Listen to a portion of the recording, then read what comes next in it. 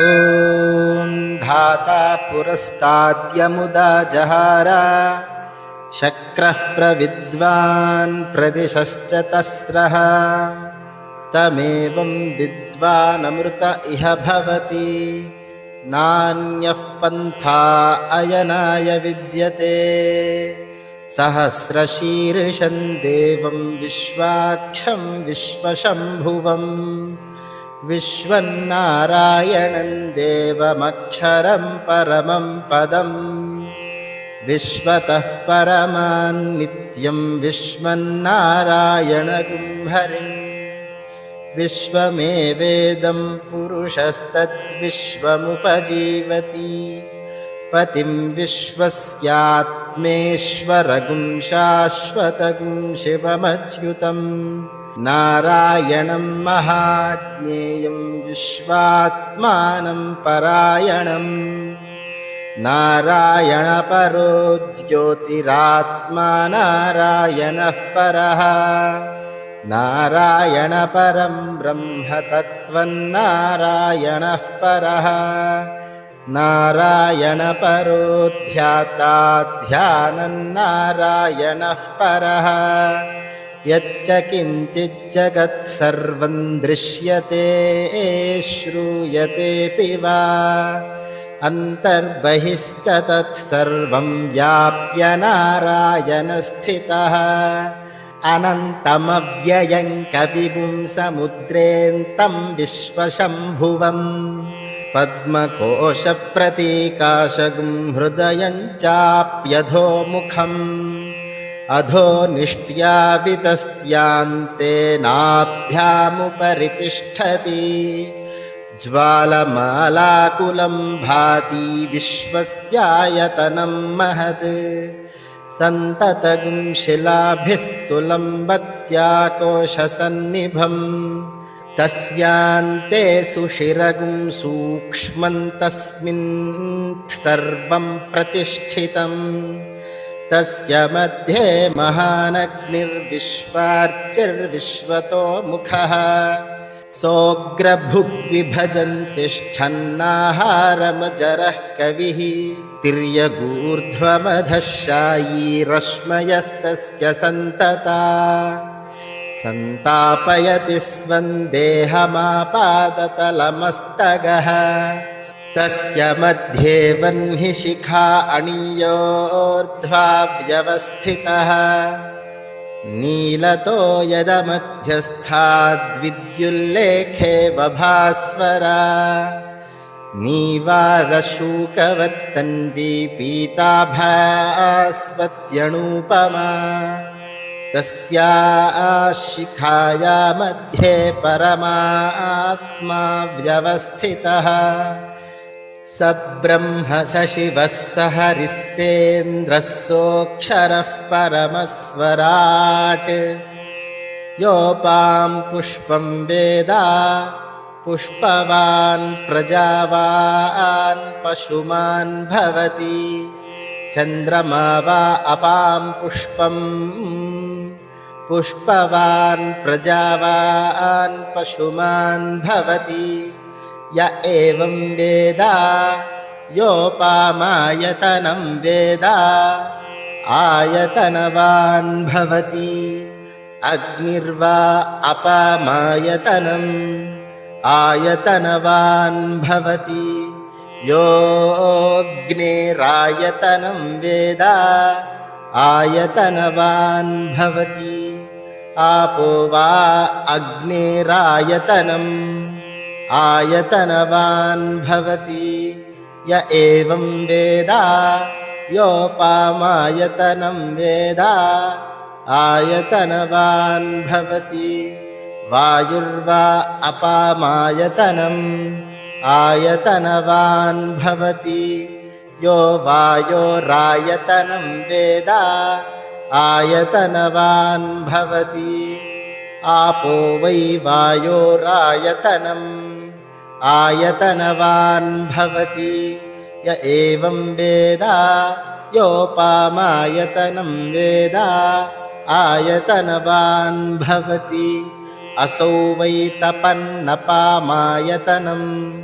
आयतनवान् भवति यो मुष्यतपत आयतनं वेद आयतनवान् भवति आपो वा अमुष्यतपत आयतनम् आयतनवान् भवति य एवं वेद योपामायतनं वेद आयतनवान् भवति चन्द्रमा वा अपामायतनम् आयतनवान् भवति यश्चन्द्रमस आयतनं वेद आयतनवान् भवति आपो वै चन्द्रमस आयतनम् आयतनवान् भवति य एवं वेद योपामायतनं वेद आयतनवान् भवति नक्षत्राणि वा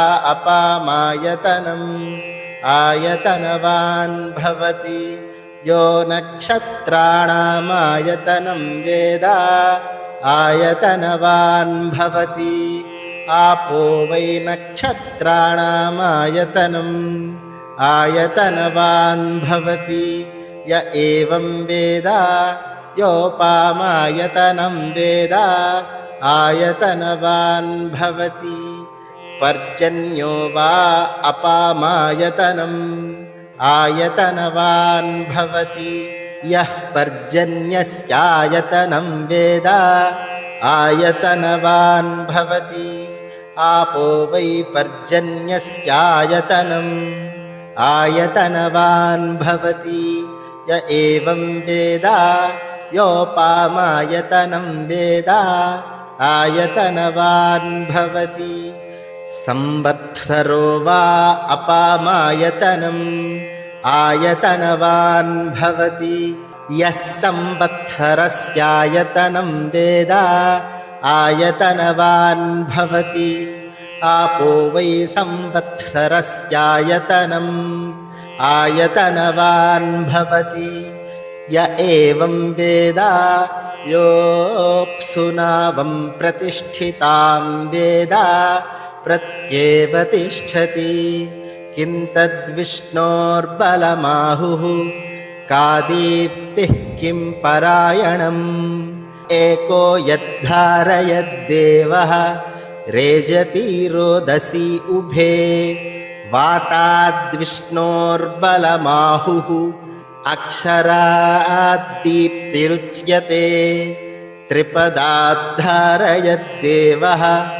यद्विष्णोरेकमुत्तमम् आतनुष्व प्रतनुष्व उद्धमाधमसन्धम आदित्ये चन्द्रवर्णानां गर्भमाधेहि यः पुमान् इतः सिक्तगुं सूर्यगतम् चन्द्रमसेरसङ्कृधि वारादञ्जनयाग्रेऽग्निं य एको रुद्र उच्यते पुरुषस्य विद्मसहस्राक्षस्य महादेवस्य धीमहि तन्नो रुद्रः प्रचोदयात् तत्पुरुषाय विद्महे महादेवाय धीमहि तन्नो रुद्रः प्रचोदयात् तत्पुरुषाय विद्महे वक्रतुण्डाय धीमहि तन्नो दन्तिः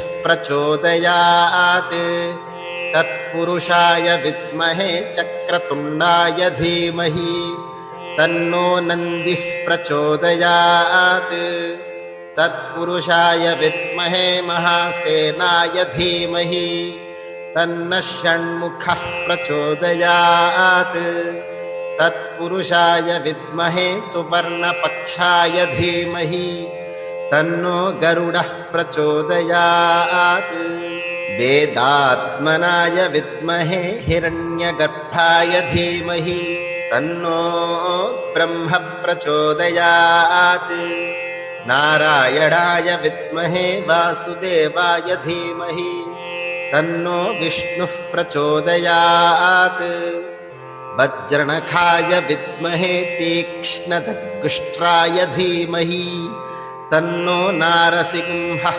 प्रचोदयात् भास्कराय विद्महे महद्युतिकराय धीमहि तन्नो आदित्यः प्रचोदयात्। वैश्वानराय विद्महे लालीलाय धीमहि तन्नो अग्निः प्रचोदयात्। कात्यायनाय विद्महे कन्याकुमारी धीमहि तन्नो दुर्गिः प्रचोदयात्। सहस्रपरमा देवी शतमूला शताङ्कुरा सर्वगुं हरतु मे पापं दूर्वा दुःस्वप्ननाशनी। काण्डात् काण्डात् प्ररोहन्ति परुषः परुषः परी एवानो दूर्वे प्रतनु सहस्रेण शतेन च।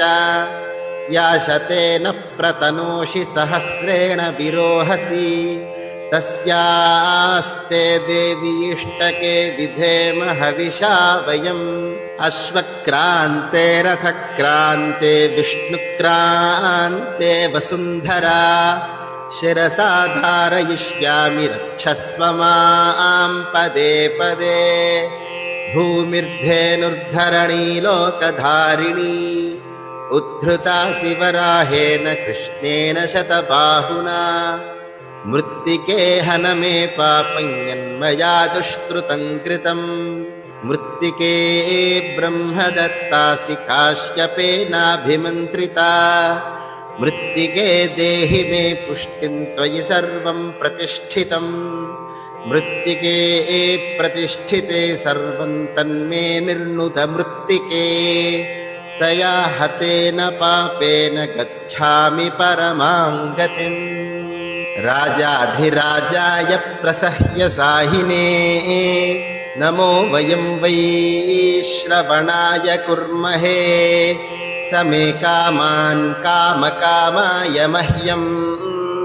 कामेश्वरो वै श्रवणो ददातु।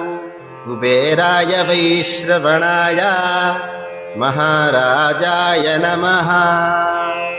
ॐ तद्ब्रह्मा ॐ तद्वायुः ॐ तदात्मा ॐ तत्सत्यम् ॐ तत्सर्वम् ॐ तत्पुरोर्नमः।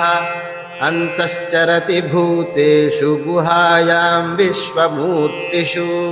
त्वं यज्ञस्त्वं वषट्कारस्त्वमिन्द्रस्त्वगुं रुद्रस्त्वं विष्णुस्त्वं ब्रह्मत्वं प्रजापतिः। त्वं तदाप आपो ज्योतिरसोऽमृतं ब्रह्म भूर्भुवः सुवरोम्। ईशानः सर्वविद्यानामीश्वरः सर्वभूतानां ब्रह्माधिपतिर्ब्रह्मणोऽधिपतिर्ब्रह्मा शिवो मे अस्तु सदा शिवो। यो वेदादौ स्वरः प्रोक्तो वेदान्ते च प्रतिष्ठितः तस्य प्रकृतिलीनस्य यः परः स महेश्वरः। हरिः ॐ।